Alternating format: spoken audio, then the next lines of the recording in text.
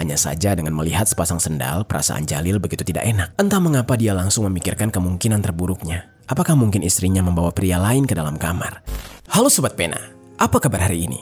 Assalamualaikum warahmatullahi wabarakatuh. Hari ini kita akan kembali membahas kejadian-kejadian mengerikan, kisah nyata yang terjadi di muka bumi ini. Kisah tragis yang begitu mengerikan kali ini terjadi di Surabaya pada tahun 2007 silam. Tidak pernah terlintas sedikit pun di dalam benak seorang suami, dia yang letih sepulang kerja dan hendak bersiap-siap untuk sholat Jumat, justru harus menyaksikan pemandangan yang begitu mengiris hati saat dia memergoki istrinya tidur berduaan dengan pria lain yang merupakan adik sepupunya sendiri. Betapa hancurnya dan rasa sakit hati serta kecewa yang tidak bisa terbendung dan akhirnya membuat dia gelap mata. Dia pun mengambil sebilah golok dan langsung membantai selingkuhan sang istri sekaligus juga sepupunya tersebut. Dan sang istri juga tidak luput dari serangan yang membabi buta karena dia begitu sakit hati terhadap istrinya yang sudah tega mengkhianati dan menghancurkan kepercayaannya. Bagaimana kisah selengkapnya tentang kasus yang satu ini? Langsung saja kita bahas di Kata Pena.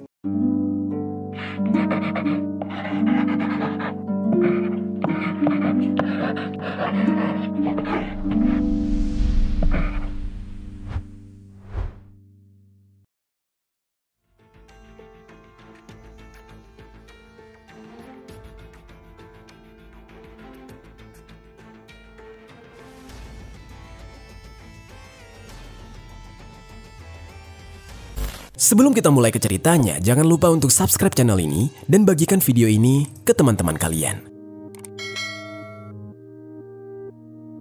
Cerita ini dibuat berdasarkan berita yang sudah beredar dan diterbitkan oleh beberapa media publik yang aku sajikan dan aku rangkum dalam bentuk alur cerita. Kita mulai ceritanya. Di Surabaya, ada sepasang suami istri hidup di dalam kerukunan dan keharmonisan. Sang suami bernama Zubaidi. Namun orang-orang di sekitarnya kerap memanggil dia dengan nama Jalil. Sementara istrinya bernama Nur Fadilah. Tidak banyak informasi di media yang mengungkap secara detail mengenai latar belakang kehidupan pasangan suami istri ini. Berapa usia mereka, sudah berapa lama rumah tangga mereka berjalan, dan apakah mereka sudah dikaruniai anak atau belum. Namun diketahui bahwa pasangan ini tinggal bersama mertua mereka, yaitu ibu dari sang istri, Fadilah, yang bernama Hamiyah, di Jalan Tanjung Sari nomor 77A, Kelurahan Tanjung Sari, Kecamatan Sukomanunggal, Kota Surabaya, Jawa Timur. Dikarenakan rumah Hamiyah memanglah sangat luas dan banyak kamar yang bisa ditempati, mungkin Hamiyah berpikir di saat itu lebih baik anak dan menantunya tinggal saja di rumah mereka, agar bisa lebih menghemat biaya dan menggunakan uang mereka untuk keperluan lain. Sekalian mereka juga bisa saling berdekatan antara anak, menantu, dan mertua. Dan di saat itu, pasangan suami istri ini tinggal di salah satu kamar di lantai 2. Di lingkungan sekitar, pasangan tersebut dinilai sangatlah serasi, bukan hanya karena mereka terlihat selalu mesra, tapi juga karena mereka benar-benar saling mendukung satu sama lain. Jalil, sang suami, dikenal sebagai sosok yang sederhana, bertanggung jawab dan bekerja keras. Jalil setiap harinya menghabiskan waktu di Pasar Loak yang berada di kawasan Dupak, Kecamatan Krembangan, Kota Surabaya, untuk bekerja demi memenuhi kebutuhan hidup keluarganya. Panas, hujan, dan segala tantangan dia hadapi tanpa mengeluh. Semua itu dia lakukan karena rasa cintanya begitu besar kepada keluarga. Dan yang membuat salut adalah, di tengah kesibukannya mencari nafkah, Jalil tidak pernah sekalipun melupakan kewajibannya dalam beribadah. Begitupun dengan Fadilah, sang istri, yang sangat pengertian dan selalu memberikan dukungan kepada Jalil. Dia tidak hanya mengurus rumah tangga dengan baik, tetapi juga menjadi tempat berkeluh kesah dan sandaran saat sang suami pulang setelah seharian bekerja. Meski kehidupannya berjalan dengan begitu penuh rintangan, selama mereka bersama-sama, mereka selalu mampu melewati semua hal itu dengan penuh kebahagiaan. Hingga akhirnya, tiba-tiba datanglah sesosok pria yang merupakan kerabat mereka sendiri, yang kemudian menjadi penghuni baru di rumah Hamiyah, sang ibu mertua. Dia adalah seorang pria yang bernama Usman. Hubungan antara Usman dengan Hamiyah adalah hubungan antara seorang bibi dengan keponakan. Jadi bisa dikatakan Usman ini adalah sepupu dari Fadilah, istri dari Jalil. Mengenai latar belakang kehidupan Usman sendiri juga tidak diungkapkan di media, namun diketahui bahwa kedatangan Usman ke rumah Hamiyah di saat itu karena dia dimintai tolong oleh Hamiyah untuk menjaga rumah dan membantu mengurus keperluan-keperluan yang ada di sana. Kehadiran Usman di rumah Hamiyah pun disambut baik oleh seluruh keluarga, termasuk oleh Fadilah. Fadilah juga kerap memberikan perhatian sebagai wujud kepeduliannya terhadap saudara sepupunya. Namun sobat, seiring berjalannya waktu, perhatian yang tulus dari Fadilah itu justru disalahartikan oleh Usman. Dia mulai terbelenggu oleh pesona dan kecantikan Fadilah yang pada akhirnya dia mulai berani menggoda Fadilah. Namun sementara itu, Fadilah yang sebenarnya merasa kosong saat suaminya pergi bekerja, malah seolah merasa bahwa kekosongan hatinya mulai terisi oleh kehadiran Usman, sehingga Fadilah perlahan mulai menanggapi Usman. Di saat keduanya saling terpikat dan mulai larut di dalam perasaan terlarang, diam-diam di belakang Jalil, mereka menjalin kedekatan yang sangat tidak biasa. Di saat itu, ketika Jalil pergi bekerja, mereka memanfaatkan kesempatan untuk menghabiskan waktu berdua. Lebih dari itu, mereka bahkan kerap sampai nekat tidur berdua, melakukan hubungan layaknya pasangan suami istri yang sah, tanpa memikirkan bahwa keduanya adalah kerabat atau saudara sepupu. Terlebih lagi, Fadilah yang sudah punya suami. Janji setia Fadilah kepada Jalil pun seolah runtuh, hancur oleh rayuan dan hasrat terhadap pria yang baru saja datang dalam hidupnya. Meski begitu, namun Fadilah tetap ingin mempertahankan rumah tangganya dengan Jalil, sehingga Fadilah dengan lihainya mencari waktu yang aman untuk bisa berduaan dengan Usman. Dan benar saja, Jalil tidak pernah sama sekali mencurigai kedekatan mereka. Namun tidak demikian dengan Hamiyah. Hamiyah beberapa kali telah memergoki kelakuan mereka. Rasanya, mulut Hamiyah sampai berbuih menasehati dan memperingatkan anaknya agar menghentikan hubungan terlarang tersebut. Namun sayangnya, semua nasihat itu tidak pernah digubris dan seolah keduanya sudah dibutakan oleh rasa cinta dan nafsu. Fadilah dan Usman tetap melanjutkan hubungan terlarang mereka. Mungkin di dalam benak mereka di saat itu, selama Jalil tidak tahu, semuanya akan tetap baik-baik saja. Lalu, hingga pada suatu hari, tepat pada hari Jumat tanggal 9 Februari tahun 2007, di siang-siang bolong yang begitu terik sebelum pelaksanaan sholat Jumat, Jalil tiba-tiba memutuskan untuk pulang ke rumah seusai bekerja di Pasar Loak. Dengan bajunya yang kuyup karena keringat, Jalil pulang ke rumah di saat itu untuk mandi agar bisa pergi menunaikan ibadah sholat Jumat dengan keadaan yang bersih dan suci. Sekalian pulang untuk mandi, Jalil yang pulang ke rumah juga berniat ingin melepas rindu kepada sang istri, jika barangkali istrinya berada di rumah, dan di saat itu dia langsung buru-buru pulang. Sesampainya di rumah, ketika dia berada di depan kamar, benar, dia mendengar bahwa istrinya berada di dalam kamar mereka. Karena di depan kamar mereka tersebut tampak ada sendal sang istri. Namun di saat itu Jalil menemukan satu kejanggalan dan keanehan yang membuat dia di saat itu mengurungkan niatnya untuk mandi. Yaitu karena di sebelah sendal istrinya ada sendal lain yang tampak tidak asing baginya. Namun entah milik siapa sendal tersebut, Jalil sangat lupa. Dari kelihatannya, sendal itu seperti sendal yang kerap digunakan oleh seorang pria yang ada di rumah mereka. Hanya saja dengan melihat sepasang sendal, perasaan Jalil begitu tidak enak. Entah mengapa dia langsung memikirkan kemungkinan terburuknya. Apakah mungkin istrinya membawa pria lain ke dalam kamar? Dan untuk memastikannya, Jalil di saat itu memutuskan untuk memeriksa. Bukan dengan cara terang-terangan, tapi Jalil di saat itu memeriksanya dengan berjalan mengendap-endap mendekati pintu agar tidak menimbulkan suara yang membuat istrinya mengetahui keberadaan Jalil. Jalil yang ingin mencari tahu orang yang berada di dalam kamar mereka bersama sang istri, lalu mengintip melalui lubang kunci. Meski lubang kunci tersebut sangat kecil, namun Jalil di saat itu bisa melihat seisi kamar. Dan betapa terkejutnya Jalil saat melihat di dalam kamarnya, istrinya sedang berhubungan badan dengan Usman, sang adik sepupu, tanpa selembar kain pun di tubuh keduanya. Melihat pemandangan yang begitu menyayat hati dan begitu membuat hatinya hancur, Jalil mendadak lemas. Namun tidak lama setelah itu, emosinya seolah menumpuk, lalu menggunung, dan kemudian sontak siap-siap meledak. Atas kenyataan menyesakan yang baru saja dia saksikan, Jalil yang diselimuti emosi seketika kehilangan akal sehatnya. Dia gelap mata. Dengan emosi yang sudah benar-benar memuncak dan tidak terkendali, Jalil berjalan dengan penuh amarah, turun dari lantai 2 ke lantai 1, mencari apapun yang bisa digunakan untuk melampiaskan amarahnya yang benar-benar sudah di luar batas. Begitu pandangannya tertuju kepada sebilah golok, tanpa berpikir panjang, Jalil meraihnya dan membawa kembali golok tersebut ke lantai 2. Nafasnya memburu dengan tangan gemetar oleh amarah yang membakar dadanya. Saat tiba di depan kamar, Jalil yang sudah tidak bisa lagi menahan ledakan emosinya, langsung mendobrak pintu dengan sekuat tenaga. Di dalam kamar, Fadilah dan Usman yang mendengar suara dobrakan pintu langsung kaget karena melihat Jalil muncul sembari membawa sebilah golok. Keduanya yang melihat kehadiran Usman secara tiba-tiba langsung buru-buru menghentikan aktivitas mereka. Fadilah dan Usman di saat itu benar-benar ketakutan. Fadilah langsung menangis sejadi-jadinya seolah memperlihatkan penyesalannya. Sedangkan Usman langsung tergopoh-gopoh menuju ke hadapan Jalil. Sesampainya di hadapan Jalil, Usman langsung bersimpuh di kaki Jalil sambil berkali-kali bermohon untuk diampuni. Namun, emosi Jalil sudah benar-benar memuncak. Jalil tidak ingin mengampuni laki-laki yang sudah menodai istrinya, bahkan sampai berhubungan badan.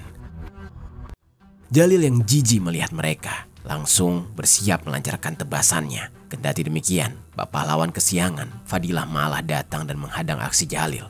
Melihat istrinya yang ternyata malah membela selingkuhannya membuat Jalil lebih sakit hati lagi. Istri yang sangat dia cintai dan dia usahakan kebahagiaannya setengah mati, malah dengan tega mengkhianatinya. Jalil yang makin tersulut emosinya menghempaskan tubuh sang istri dari hadapannya. Dan Jalil tidak akan membiarkan siapapun menghalangi aksinya. Setelah tubuh istrinya terhempas dan tidak bisa menghalanginya lagi, Jalil yang sudah benar-benar kesetanan langsung melancarkan aksi sadisnya. Golok di tangannya dia gunakan untuk menebas leher Usman dengan begitu kuatnya. Sampai leher Usman di saat itu hampir terputus, kepalanya hampir terpisah dari badan. Usman pun seketika terkapar dengan cairan merah yang mengalir begitu banyak dari lehernya, yang mana luka itu menganga begitu lebar. Melihat kondisi Usman, Jalil benar-benar merasa puas. Namun aksinya tidak sampai di situ saja. Jalil yang masih diliputi emosi langsung mengalihkan perhatiannya kepada sang istri. Di tengah kondisi istrinya yang tidak berdaya setelah dihempaskan, Jalil mendekat ke arah istrinya. Tatapan cinta kepada istrinya seolah luruh berganti dengan tatapan kebencian yang begitu dalam. Semakin mengingat perlakuan istrinya yang sudah mengkhianati, Jalil merasa semakin tidak dapat mengendalikan emosi. Dia pun juga benar-benar tidak akan bisa memaafkan sang istri, apalagi sebelumnya istrinya sempat berupaya melindungi sang selingkuhan. Dengan begitu, Jalil ingin membuat sang istri berakhir benar-benar mengenaskan seperti sang selingkuhan. Dengan membabi buta, Jalil juga menebaskan golok di tangannya ke arah leher Fadilah sampai seketika leher Fadilah teriris dalam dan hampir terputus. Tubuh Fadilah pun juga langsung tumbang dengan cairan merah yang terus mengucur dari lehernya. Dengan banyaknya cairan merah yang keluar dari tubuh mereka, mereka pun semakin lemas dan berakhir tewas meregang nyawa. Setelah menghabisi sang istri serta sepupunya, Jalil benar-benar merasa puas. Namun kendati demikian, masih ada ketakutan di dalam dirinya jika aksinya tersebut sampai membuat dia jadi terseret kasus hukum. Dan oleh karena itu, di dalam kepanikannya, Jalil langsung pergi ke rumah orang tuanya yang berada di Jalan Simorejo, Kelurahan Simomulyo, Kecamatan Sukomanunggal, Kota Surabaya. Di rumah orang tuanya tersebut, Jalil langsung membersihkan diri dan mengganti pakaiannya yang sudah berlumuran cairan merah. Dia berusaha setenang mungkin menyembunyikan kegelisahan di balik wajah datarnya. Aktivitas itu dia lakukan dengan sangat hati-hati. Dia simpan rapat-rapat dari kedua orang tuanya. Tidak ingin kedua orang tuanya curiga terhadap apa yang baru saja terjadi. Setelah membersihkan diri, Jalil langsung melarikan diri. Dia bersembunyi di sebuah rumah, yaitu rumah kerabatnya yang berada di Banjar Sugihan, Kecamatan Tandes, Kota Surabaya. Sementara itu sobat, setelah waktu sholat Jumat selesai sekitar pukul 1 siang, Hamiyah yang baru saja pulang merasakan hawa yang tidak enak di dalam rumahnya. Usman yang seharusnya berada di rumah karena dia yang bertanggung jawab menjaga rumah malah tidak menyahut saat dipanggil. Hamiyah pun lalu berusaha mencari keberadaan anggota keluarganya yang lain di lantai 2. Dan di saat dia berada di lantai 2, hanya ada satu pintu yang terbuka lebar. Namun tidak terdengar suara apapun dari dalam kamar tersebut. Sehingga Hamiyah yang penasaran berusaha memeriksanya. Saat hendak melangkahkan kaki ke dalam kamar tersebut yang merupakan kamar Fadilah dan juga Jalil, betapa terkejutnya dia saat melihat adanya tetesan cairan merah yang tercecer di mana-mana. Saat matanya menjelajahi seisi kamar, Hamiyah lalu terkejut lagi saat mendapati anaknya, yaitu Fadilah dan juga keponakannya Usman, terbujur kaku tanpa selembar kain pun dalam kondisi yang amat mengerikan. Cairan merah masih mengucur deras dari leher mereka yang menganga lebar. Hamiyah yang melihat pemandangan mengerikan tersebut langsung menjerit. Warga sekitar yang mendengar jeritan Hamiyah langsung berbondong-bondong datang menghampiri Hamiyah dan melihat apa yang sudah terjadi. Saat melihat Fadilah dan Usman tewas dengan kondisi yang begitu mengerikan, mereka ikut kalut. Tim kepolisian segera dihubungi untuk menangani kasus tersebut. Polisi yang mendapatkan laporan segera datang ke lokasi. Setelah lokasi diamankan, prosedur olah TKP pun dilakukan oleh tim kepolisian. Jasad kedua korban dibawa ke Rumah Sakit Umum Dr. Sutomo untuk dilakukan proses otopsi. Di lokasi kejadian, alat bukti dan keterangan saksi pun dikumpulkan. Hamiyah yang merupakan ibu dari Fadilah memberikan kesaksiannya. Dia mencurigai jika aksi tersebut mungkin saja dilakukan oleh menantunya, yaitu Jalil. Sebab Hamiyah mengetahui hubungan gelap di antara kedua korban, yaitu anaknya Fadilah dan juga keponakannya Usman. Melihat kondisi kedua korban, jelas mereka pasti baru saja berhubungan. Dan sangat memungkinkan jika Jalil pulang dan memergoki keduanya saat berhubungan. Selain itu, dugaan terhadap Jalil juga diperkuat dengan Jalil yang seolah hilang bak ditelan bumi. Dan oleh karena itu, tim kepolisian segera berupaya mencari keberadaan sang terduga pelaku. Kemudian, tidak lebih dari 12 jam, ternyata Jalil berhasil ditemukan di rumah kerabatnya di Banjarsugihan, Kecamatan Tandes, Kota Surabaya. Jalil di saat itu diamankan dan dia langsung mengakui perbuatannya. Dari tempat persembunyiannya, Jalil kemudian dibawa ke kantor polisi. Di hadapan polisi, Jalil menyesali dan mengakui perbuatannya. Karena di saat itu spontan, dia emosi melihat istrinya berhubungan dengan adik sepupunya. Meski menyesal, namun semuanya sudah terlanjur. Kedua korban sudah tewas, namun apapun alasannya, menghabisi nyawa orang lain bukanlah tindakan yang bisa dibenarkan. Dan atas perbuatannya, Jalil pun ditetapkan sebagai tersangka dan dijerat dengan pasal 338 KUHP tentang penghilangan nyawa dengan ancaman hukuman 15 tahun penjara. Sementara itu, setelah kedua jenazah selesai diotopsi, keduanya pun dipulangkan ke rumah duka masing-masing untuk disemayamkan. Kesedihan dirasakan oleh pihak keluarga, termasuk Hamiyah yang sudah kehilangan anaknya untuk selama-lamanya.